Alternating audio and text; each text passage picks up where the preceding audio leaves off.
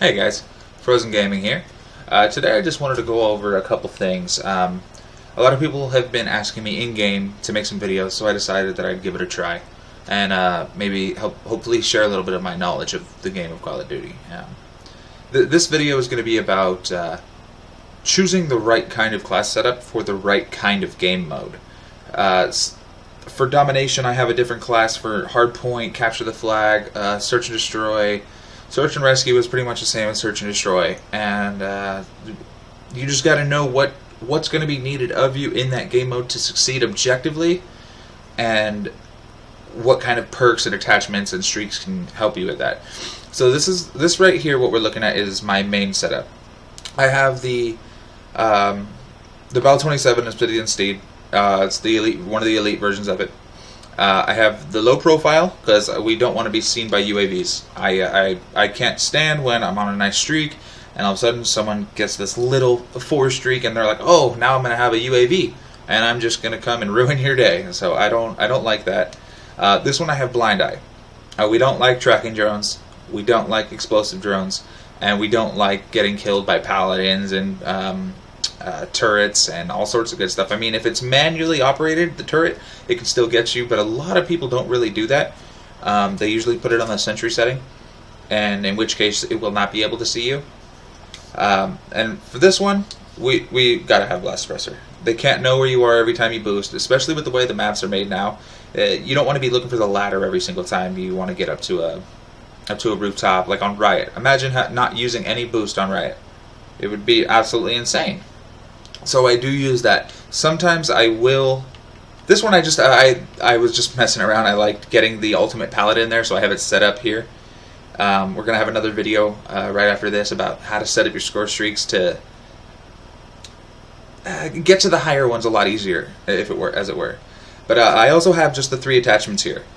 But let's get into a more objective based. Here, this one here is for my Search and Destroy and Search and Rescue classes. I have the 3 attachments. I have the parabolic microphone and the silencer. I want to know where people are, and I don't want people to know where I am unless they have a parabolic microphone.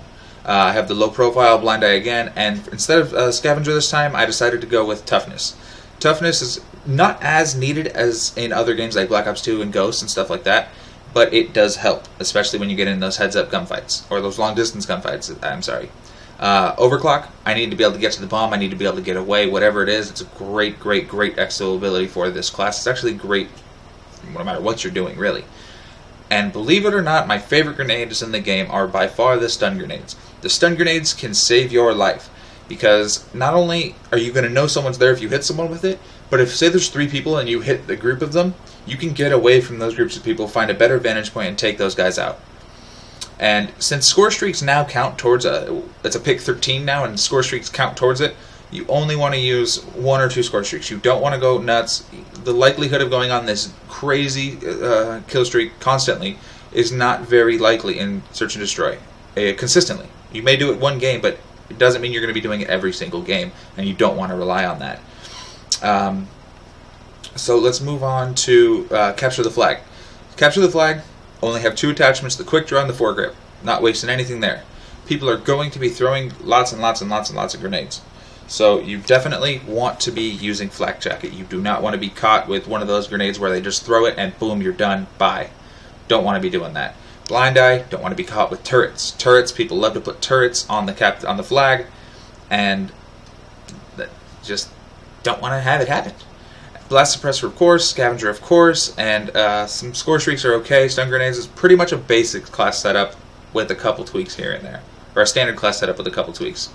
Hardpoint, again, Flak Jacket. We got some useful streaks there. I use the Semtex here because I want to be able to grenade them if they have the hardpoint or it's contested. This is where I would much rather a Semtex or a frag grenade as compared to a stun grenade. The trophy system here is absolutely necessary. You go in there, you throw it on. It lasts a while if no grenades are being thrown, but when it intercepts a grenade or drone or whatever, then it does take a chunk of them. If you start the trophy system, it can take down 2 grenades before it's completely depleted for that life, but let me tell you, it will save your life again and again and again. It's just invaluable. And I mean, for other than that, for Search and Destroy, I mean, you can run Overkill. There's lots of different tweaks that you can make to each game mode. I recommend making specific classes for each game mode. It will help you tremendously. And just try out, see what works for you, and